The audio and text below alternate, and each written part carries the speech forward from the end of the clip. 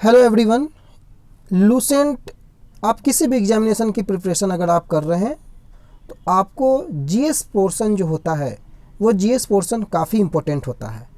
आज से एक नया सेशन हम लोग स्टार्ट करने वाले हैं अपने इस channel let's grow with Randhir में, जिसमें सभी एग्जामिनेशन के लिए जो एक रामबाण जो है जिसको हम लोग लूसेंट के नाम से जानते हैं, अगर आपने लूसेंट कंप्लीट कर लिया तो यूपीएससी प्रीलिम्स तक के प्रश्नों को आप बनाने की आपके अंदर जो है वो क्षमता हो सकती है। तो आज से जो इस सेशन की शुरुआत होने वाली है, जिसमें सबसे पहले हम लोग हिस्ट्री से शुरू करेंगे और हिस्ट्री के बाद तमाम सब्जेक्ट्स पे जाएंगे और इवन चैप्टर वाइज हम लोग ऑब्जेक्टिव भी करने का इसमें प्रयास करेंगे। और हर चैप्टर जैसे ही वो खत्म होगा उसके ऑब्जेक्टिव को भी लेकर के हम लोग आगे बढ़ेंगे। तो बिना वक्त गंवाए दोस्तों, किसी भी एग्जामिनेशन की आप तैयारी कर रहे हो, चाहे वो यूपी टेट हो, चाहे यूपी दरोगा हो, बिहार दरोगा, बिहार एसएससी, किसी भी लेवल की एग्जामिनेशन जेपीएससी, बीपीएससी, यूपीएससी की आप तैयारी कर रहे हो तो आप हमारे चैनल पर बने रहें।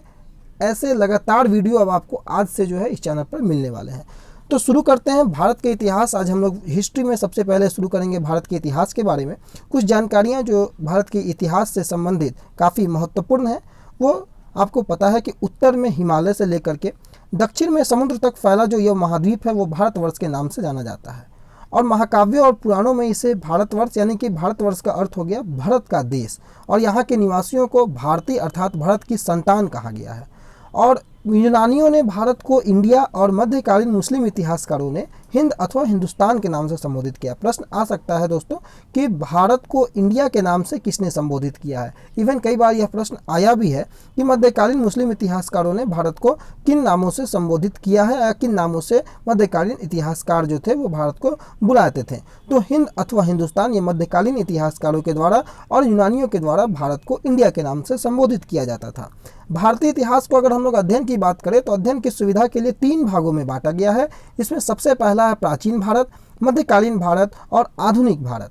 आपके पास 3 जो है हिस्ट्री में जो है पोर्शन आपको देखने को मिलेगा, प्राचीन, मध्यकालीन और आधुनिक।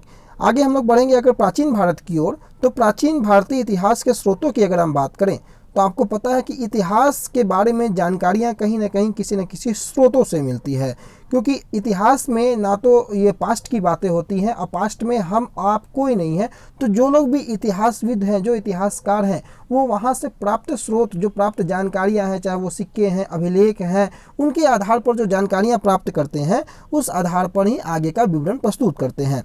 तो प्राचीन भारतीय इतिहास के विषय में अगर जानकारी की बातें की जाए तो मुख्यतः ये 4 स्रोतों से प्राप्त होती हैं। इसमें पहला आपको है धर्म ग्रंथ, दूसरा ऐतिहासिक ग्रंथ, तीसरा विदेशियों का विवरण और चौथा है पुरातत्व संबंधी साक्ष्य। 1 बाय 1 हम लोग अब सभी चीज़ों में चलेंगे।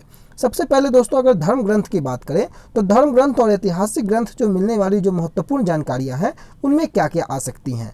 सबसे बड़ी बात कि भारत का जो सर्व प्राचीन धर्म ग्रंथ वेद है। वेदों के नामों से आप लोग जो है वो परिचित होंगे कि वेद मुख्यतः जो है वो 4 प्रकार के हैं, ऋग्वेद, यजुर्वेद, सामवेद और अथर्ववेद, और जिसके संकलनकर्ता महर्षि कृष्ण द्वैपायन वेद व्यास को माना जाता है। कई बार एग्जामिनेशन में यह प्रश्न आया है कि वेदों के संकलनकर्ता किसे माना गया है, तो महर्षि कृष्ण द्वैपायन वेद व्यास को वेदों का संकलनकर्ता माना गया है। आगे हम चर्चा करें इन चारों वेदों की, ऋग्वेद, यजुर्वेद, सामवेद और अथर्ववेद। तो चारों वेद अपने स्थान पर काफ़ी बहुमूल्य योगदान जो है वो भारतीय इतिहास में देते हैं।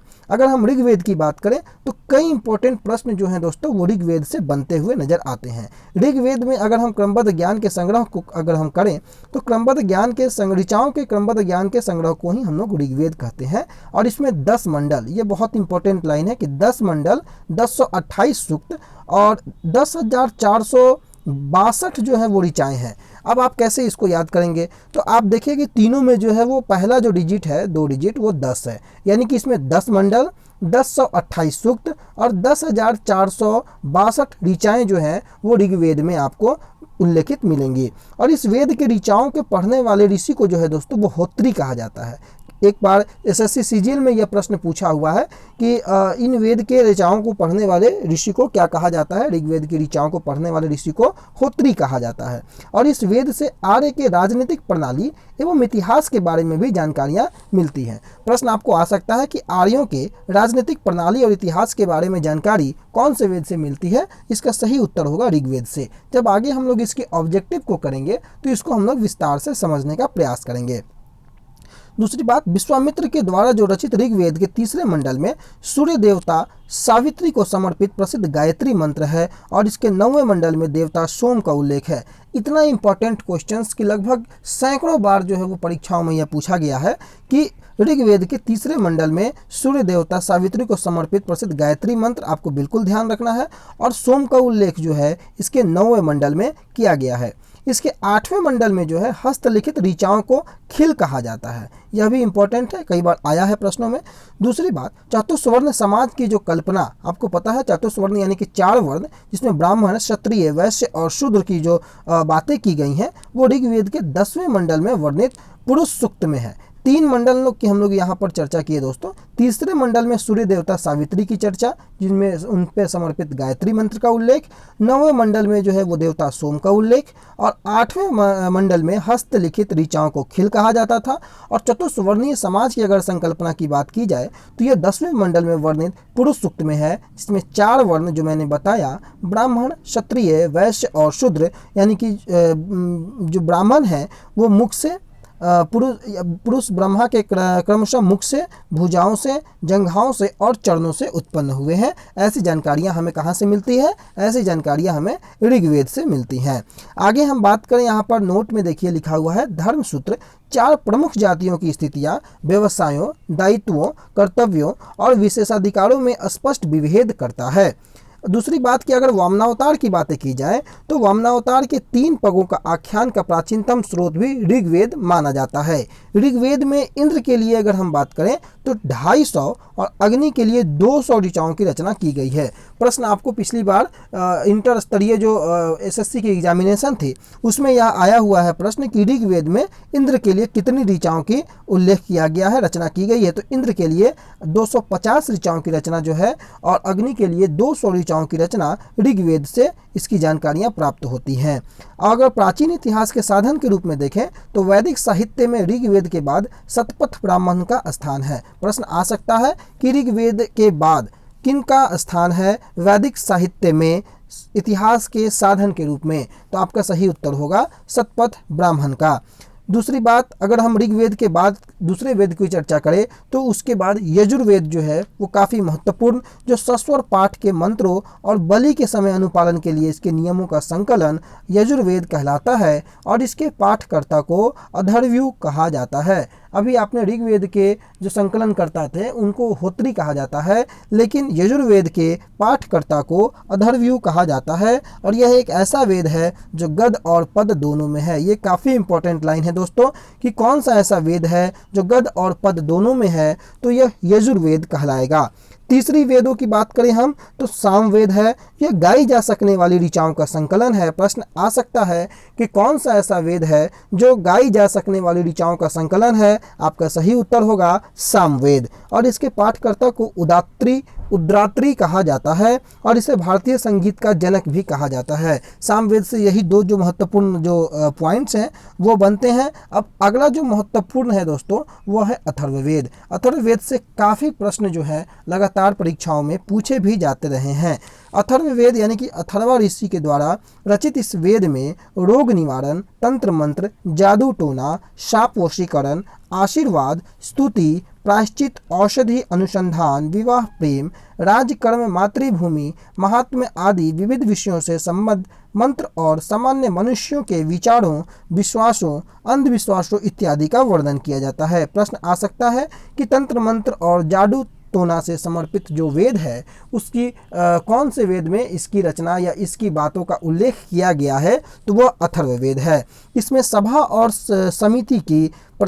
समिति को प्रजापति की 2 पुत्रियां कहा गया है। प्रश्न आपको कई बार आया है कि प्रजापति की 2 पुत्रियां किसे कहा गया है? तो सभा और समिति को प्रजापति की 2 पुत्रियां कहा गया है। किसमें? अथर्ववेद में। सबसे प्राचीन वेद जो है वो ऋग्वेद है और सबसे बाद का वेद जो दोस्तों क्या है? अथर्ववेद है। यह आपको बिल्कुल ध्यान रखना है।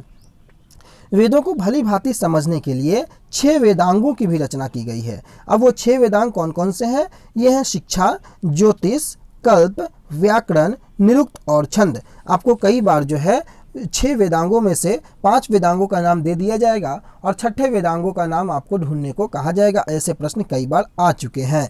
भारतीय ऐतिहासिक कथाओं का सबसे अच्छा क्रमबद्ध विवरण जो है वो पुराणों में मिलता है और इसके रचयिता लोमहर्ष अथवा इनके पुत्र उग्रश्रवा माने जाते हैं और इनकी संख्या 18 है। यानी कि जो पुराण है उनकी संख्या कितनी है? 18 है, लेकिन इनमें से केवल 5 यानी मत्स्य, वायु, विष्णु, ब्राह्मण एवं भागवत में ही राजाओं की वंशावली पाई जाती है। हालांकि 18 पुराण है लेकिन उनमें से 5 पुराणों में ही राजाओं की वंशावली पाई जाती है। पुराणों में मत्स्य पुराण सबसे प्राचीन एवं प्रामाणिक है। अब देखिए मत्स्य पुराण जो है दोस्तों वो सबसे प्राचीन पुराणों में से एक है। अब यहाँ पर 3 पुराणों का नाम है, विष्णु पुराण, मत्स्य पुराण और वायु पुराण। जब हम आगे पढ़ाई करेंगे तो आगे के चैप्टर्स में हम लोगों को मौर्य वंश, आंध्र सातवाहन वंश, गुप्त वंश की चर्चाएं मिलेंगी। लेकिन आप यहाँ जान लें कि विष्णु पुराण का संबंध मौर्य वंश से है, मत्स्य पुराण का संबंध आंध्र सातवाहन वंश से है और वायु पुराण का संबंध जो है वो गुप्त वंश से है। ये कई बार प्रश्न जो है वो परीक्षाओं में आया हुआ है, इसलिए बिल्कुल ध्यान रखेंगे। विष्णु पुराण मौर्य वंश से, मत्स्य पुराण आंध्र सातवाहन वंश से और वायु पुराण जो है वो गुप्त वंश से संबंधित माना जाता है। अधिकतर पुराण जो है वो सरल संस्कृत श्लोक में लिखे गए हैं। स्त्रियां तथा शूद्र जिन्हें वेद पढ़ने की अनुमति नहीं थी वे भी पुराण को सुन सकते थे। पढ़ने की अनुमति नहीं थी लेकिन पुराणों को सुन सकते जरूर थे। पुराणों का पाठ पुजारी मंदिरों में किया करते थे और स्मृति ग्रंथों में सबसे प्राचीन और प्रामाणिक मनुस्मृति का नाम आप सबों ने सुना होगा, जो कि स्मृति ग्रंथों में सबसे प्राचीन और प्रामाणिक जो है यह स्मृति ग्रंथ माना जाता है और यह शुंग काल का मानक ग्रंथ है। कई बार प्रश्न आया है कि मनुस्मृति किस काल का मानक ग्रंथ है? तो शुंग काल, इसका उत्तर क्या हो जाएगा? शुंग काल का। नारद स्मृति जो है वो गुप्त युग के विषय में जानकारियां प्रदान करता है। अगली हम बात करें अगर तो जातक में, यानी कि जातक आपको पता है कि बुद्ध की पूर्व जन्म की कहानी इसमें वर्णित है जातक की कथाओं में, उसका वर्णन हीनयान का प्रमुख ग्रंथ कथा वस्तु है। आगे जब हम लोग जैन धर्म बौद्ध धर्म पढ़ेंगे तो आपको यह हीनयान और महायान की शाखाएं आपको देखने को मिलेंगी। तो हीनयान का प्रमुख ग्रंथ जो है आप बिल्कुल ध्यान रखेंगे कथा वस्तु है, जिसमें महात्मा बुद्ध के जीवन चरित्र अनेक कथानकों के साथ वर्णित है। हीनयान का प्रमुख ग्रंथ क्या है दोस्तों? कथा वस्तु है और उसमें महात्मा बुद्ध के जीवन चरित्र के अनेक कथा जो है वो वर्णित है और बुद्ध की पूर्व जन्म की कहानी जातक की कथाओं में वर्णित है। अब अगली बात हम करें, जैन साहित्य को आगम कहा जाता है। यह प्रश्न आया भी है, यूपी टेट के आप एग्जामिनेशन में आप देखेंगे तो यह प्रश्न आया है कि जैन साहित्य को क्या कहा जाता है? आगम कहा जाता है। जैन धर्म का प्रारंभिक इतिहास कल्पसूत्र से ज्ञात होता है। देखिए यहाँ कंफ्यूज नहीं होना है आपको हीनयान का प्रमुख ग्रंथ दोस्तों कथा वस्तु है, लेकिन जैन धर्म का प्रमुख प्रारंभिक इतिहास जो है वो कल्पसूत्र से ज्ञात होता है और जैन ग्रंथ भगवती सूत्र में महावीर के जीवन कृतियों और अन्य समकालिकों के साथ उनके संबंधों का विवरण मिलता है। यानी कि भगवती सूत्र में महावीर के जीवन कृतियों का और कथा वस्तु जो है उसमें महात्मा बुद्ध के जीवन चरित्र का। तो इसमें आपको बिल्कुल कंफ्यूज नहीं होना है। अर्थशास्त्र की बात करें तो आप सबों को पता होगा कौटिल्य, चाणक्य, विष्णुगुप्त सभी उन्हीं का नाम है।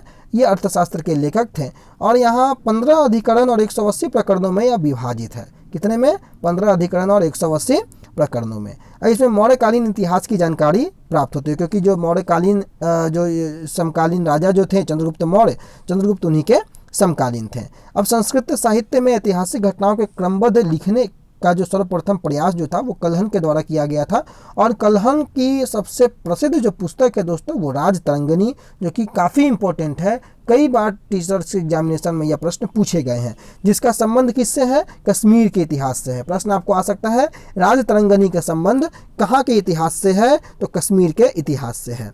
अगली हम बात करें आपको तो अरबों का जो सिंध विजय का जो वृतांत यानी कि चचनामा है वो उसके लेखक अली अहमद है और यह जो है अष्टाध्यायी की जब बात आती है तो संस्कृत भाषा व्याकरण की प्रथम पुस्तक है अष्टाध्यायी और अष्टाध्यायी के लेखक पाणिनि है और इससे मौर्य के पहले का इतिहास और मौर्य युगीन राजनीतिक अवस्था की जानकारी प्राप्त होती है। अष्टाध्यायी से क्या प्राप्त होती है? तो मौर्य के पहले का इतिहास और मौर्य युगीन राजनीतिक अवस्था की जानकारी अष्टाध्यायी से प्राप्त होती है, जिसके लेखक पाणिनि है।